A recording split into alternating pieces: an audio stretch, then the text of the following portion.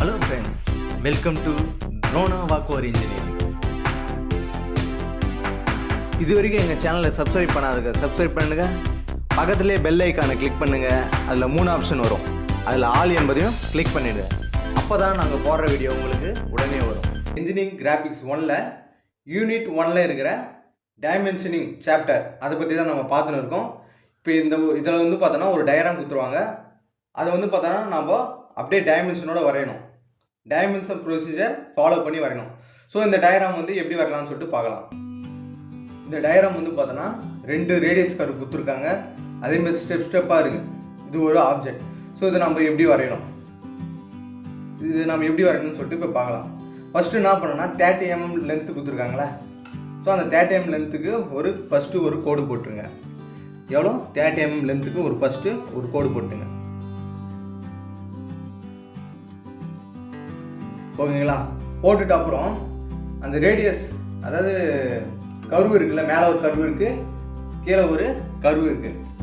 So அதனுடைய diameter வந்து 30 கொடுத்துருக்காங்க. ஸோ ஒரு ஏரோ மார்க் இருந்தால் அது ரேடியஸ், 2 ஏரோ மார்க் இருந்தால் தான் அது வந்து டயாமீட்டர் சொல்லுவோம். ஸோ மேலே வந்து டயாமீட்டர் 30, கீழே ஒரு கர்வு ரேடியஸ் இருக்குல்ல, அது வந்து ரேடியஸ் 15 சொல்லியிருக்காங்க. ஸோ அப்போ மேலே ஒரு 15 ரேடியஸ் கர்வு, கீழே ஒரு 15 ரேடியஸ் கர்வு வரையணும். ஸோ அது எப்படின்னா, இப்போ என்ன பண்ணுங்க,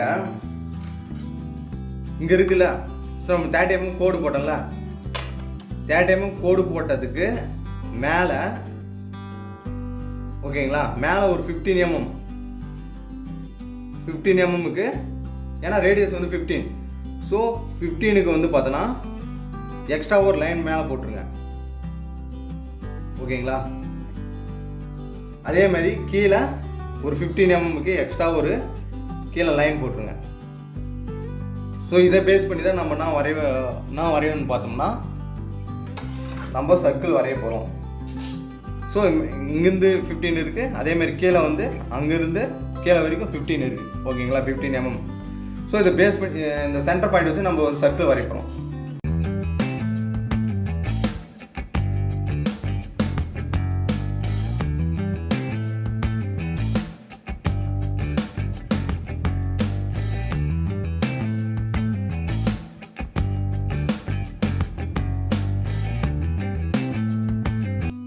இதுக்கப்புறம் நம்ம என்ன பண்ணோம்னா, எக்ஸ்ட்ரா அந்த சர்க்கிள் வந்து தேவையானது மட்டும் வச்சுட்டு மற்றதெல்லாம் வந்து எரேஸ் பண்ணிடணும். நமக்கு எது தேவைன்னு வந்து பார்த்தீங்கன்னா, ஸோ இதுக்கப்புறம் என்ன பண்ணோம்னா, கீழே கர்வு இருக்குல்ல, அதில் பாருங்கள் 25 mm லென்த்து கொடுத்துருக்காங்க.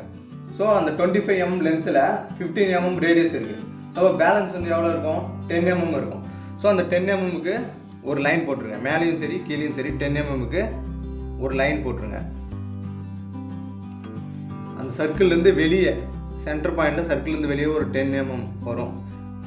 ஓகேங்களா? அதே மாதிரி கீழே வந்து பார்த்தோன்னா அதே மாதிரி ஒரு 10 mm வரும். ஓகே, நீங்கள் சென்டர்லேருந்து லைட்டாக ஒரு கோடு போட்டுங்க, அதுக்கப்புறம் கூட போட்டுங்க. கீழேருந்து ஒரு 10 mm, இங்கே ஒரு 10, இங்கே ஒரு 10 mm லைன் போட்டுருங்க. ஸோ இப்போ வந்து பார்த்தோன்னா நம்ம தேவையில்லாத பார்ட்டை எரேஸ் பண்ணணும். எப்படி எரேஸ் பண்ணலான்னு பாருங்கள். ஸோ இந்த பார்ட் நமக்கு தேவை கிடையாது.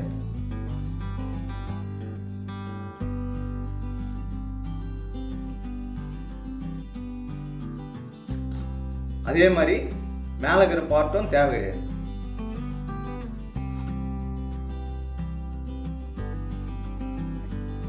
அதாவது ஒரு சின்ன ரேடியஸ் பார்ட் மட்டும் தான் தேவை.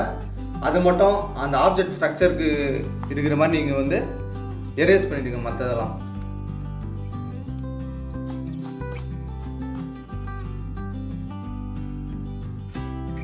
ஓகேங்களா? உங்களுக்கு தெளிவாக சொல்லணும்னு சொல்லிட்டு, தெளிவாக தெரியணும்னு சொல்லிட்டு நான் ஸ்கெட்சில் வந்து வரைகிறேன்.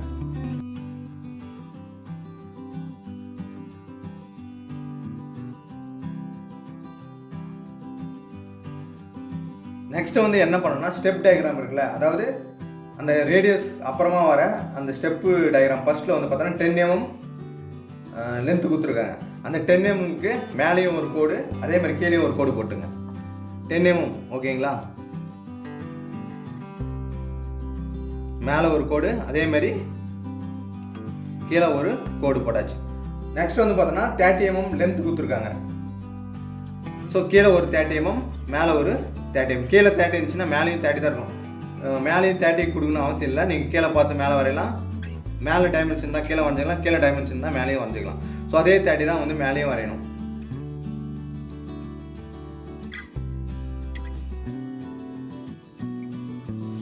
ஓகேங்களா, இந்த மாதிரி வந்தாச்சு. நெக்ஸ்ட் வந்து பார்த்தா திருப்பியும் ஒரு கட்டிங் வருது. அது வந்து பார்த்தோன்னா 10 mm. திருப்பியும் ஒரு 10 mm வந்து மேலேயும் ஒரு கோடு போடணும், கீழே ஒரு கோடு போடணும். ஓகேங்களா, மேலே ஒரு கோடு, அதே மாதிரி கீழேயும் ஒரு 10 mm ஒரு கோடு போடணும்.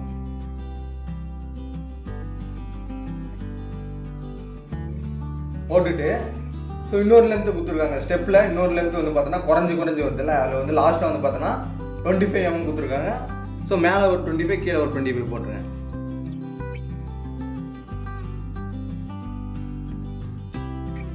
மேலே ஒரு 25, கீழே ஒரு 25 mm லென்த்து போடுங்க. ஆட்டோமேட்டிக்காக உங்களுக்கு என்ன வரும்னா, இந்த கேப் வந்து என்ன வந்து அட்டாச் பண்ணிடுங்க. ஸோ இந்த கேப் வந்து அட்டாச் பண்ணிட்டீங்கன்னா உங்களுக்கு ஆட்டோமேட்டிக்காக 20 mm வந்து லென்த்து வந்துடும். ஓகேங்களா, ஸோ இப்போ மோஸ்ட் ஆஃப் தி பார்ட்ஸ் வந்து நம்ம முடிச்சாச்சு. இதுக்கப்புறம் என்ன பண்ணால் 2 சர்க்கிள் வரையணும். ஸோ இப்போ சென்டரில் 2 சர்க்கிள் இருக்குது. அந்த 2 சர்க்கிள் எப்படி வரையணும்னா, ஃபஸ்ட்டு 30 mm லென்த் இருக்குல்ல, அதுக்கு வந்து சென்டர் பாயிண்ட் வந்து 15.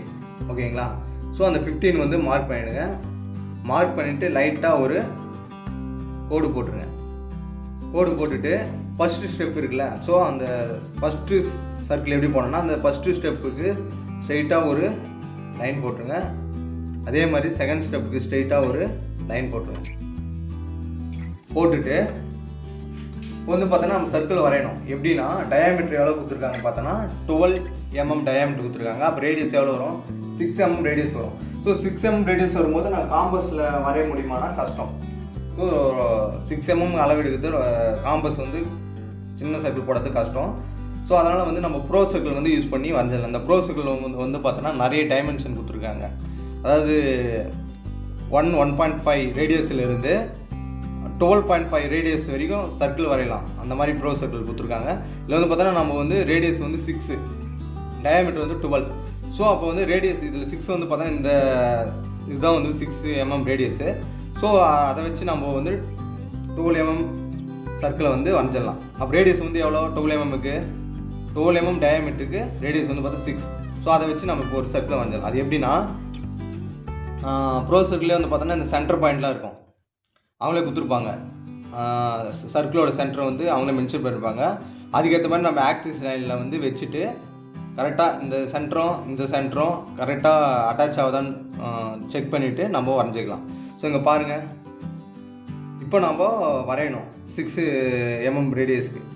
ஸோ இப்போ அந்த சென்டர் பாயிண்டில் அந்த வைக்கிறேன்.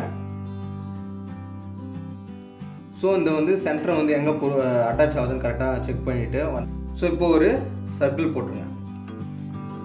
ஓகேங்களா, அதே மாதிரி இந்த இடத்துல வந்து பார்த்தோன்னா அதே மாதிரி சென்டரு கரெக்டாக 2 பக்கமும் சென்டர் கரெக்டாக இருக்கான்னு செக் பண்ணிவிட்டு நம்ம வரைஞ்சிக்கலாம்.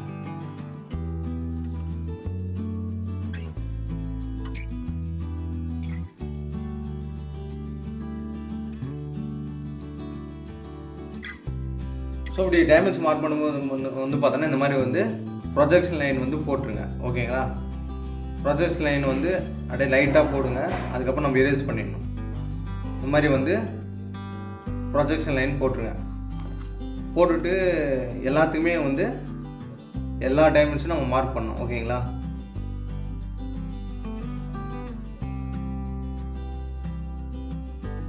நெக்ஸ்ட்டு இதுவும் 10. ஓகேங்களா, இந்த மாதிரி மார்க் பண்ணிடுங்க.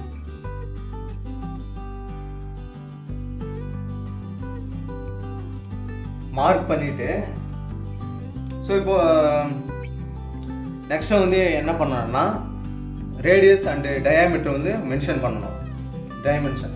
ஸோ இங்கே ஒரு கர்வு இருக்குது, இங்கே ஒரு கர்வு இருக்குது. இப்போ இதுக்கு சென்டர் பாயிண்ட் வந்து இதுக்கு சென்டர் பாயிண்ட் வந்து அதுக்கு வந்து ஒரு 45 டிகிரிலையோ இல்லை இந்த ப்ரோ சர்க்கிளில் 45 டிகிரி இல்லைனா வந்து 60 டிகிரியில் வந்து இந்த ஆங்கிள் வச்சுட்டு நம்ம மார்க் பண்ணலாம். ஸோ இது வந்து பார்த்தோன்னா ரேடியஸ் தான். ஓகேங்களா,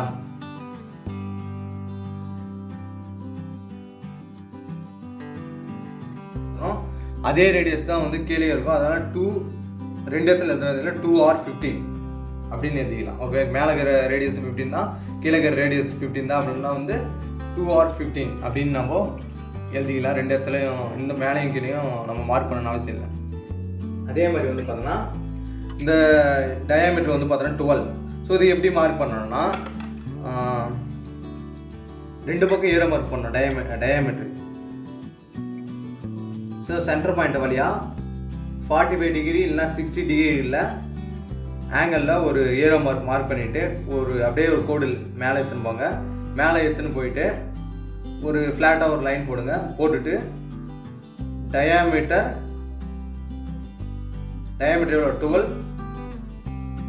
எவ்வளோ 2 volts. டயாமீட்டர் 2 voltsன்னு சொல்லிட்டு மார்க் பண்ணணும். அதுக்கு மீனிங் என்னன்னா 2 சர்க்கிளும் வந்து சேம் டயாமீட்டர் தான் இருக்குது அப்படின்னு சொல்லிட்டு மீனிங்கு. ஸோ 2 இடத்துல நீங்கள் டைமென்ஷன் வந்து மார்க் பண்ணணும்னு சொல்லிட்டு அவசியம் கிடையாது. ஸோ இந்த மாதிரி போட்டுட்டு அப்புறம் என்ன பண்ணணும்னா சென்டர் பாயிண்ட் வந்து மார்க் பண்ணிவிடுங்க. சின்ன கோடு பெரிய கோடு, சின்ன கோடு பெரிய கோடு, இந்த மாதிரி தான் பண்ணணும் சென்டர் பாயிண்ட். ஓகேவா? ஸோ வேறு எதனா விட்டுருக்கோன்னு பாருங்கள். ஸோ சைடில் இருக்கிற அந்த டைமென்ஷன்லாம் விட்டுருக்கோம். ஸோ இது வந்து பார்த்தோன்னா இங்கே இந்த டைமென்ஷன் இருக்குல்ல, ஸோ இந்த டைமென்ஷன் எவ்வளோன்னு சொல்லிட்டு நம்ம மார்க் பண்ணணும். எவ்வளோனா 25 mm. ஸோ ஃபைனலாக வந்து பார்த்தோன்னா டயக்ராம் வந்து இப்படி தான் நம்ம மார்க் பண்ணோம். ஸோ இந்த பக்கங்கத்தெல்லாம் நம்ம எல்லாத்தையும் மார்க் பண்ணியாச்சு. நெக்ஸ்ட்டு வந்து பார்த்தோன்னா கீழே இருக்குங்களா இந்த டைமென்ஷன் 25, அப்புறம் வந்து பார்த்தோன்னா இங்கேருந்து இந்த லென்த் வந்து பார்த்தா 30, இதை மார்க் பண்ணிவிடுங்க. ஸோ அவள் தான். ஸோ ஃபைனலாக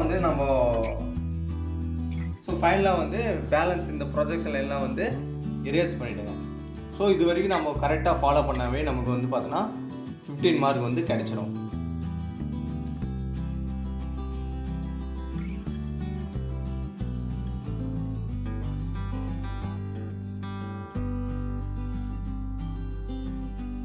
வீடியோ பிடிச்சிருந்தா லைக் பண்ணுங்கள், மறக்காமல் உங்கள் ஃப்ரெண்ட்ஸுக்கு ஷேர் பண்ணுங்கள். எங்கள் யூடியூப் சேனலை சப்ஸ்கிரைப் பண்ணுங்கள், பக்கத்தில் இருக்கிற பெல் ஐக்கானையும் கிளிக் பண்ணிவிடுங்க. தேங்க்ஸ் ஃபார் வாட்சிங்.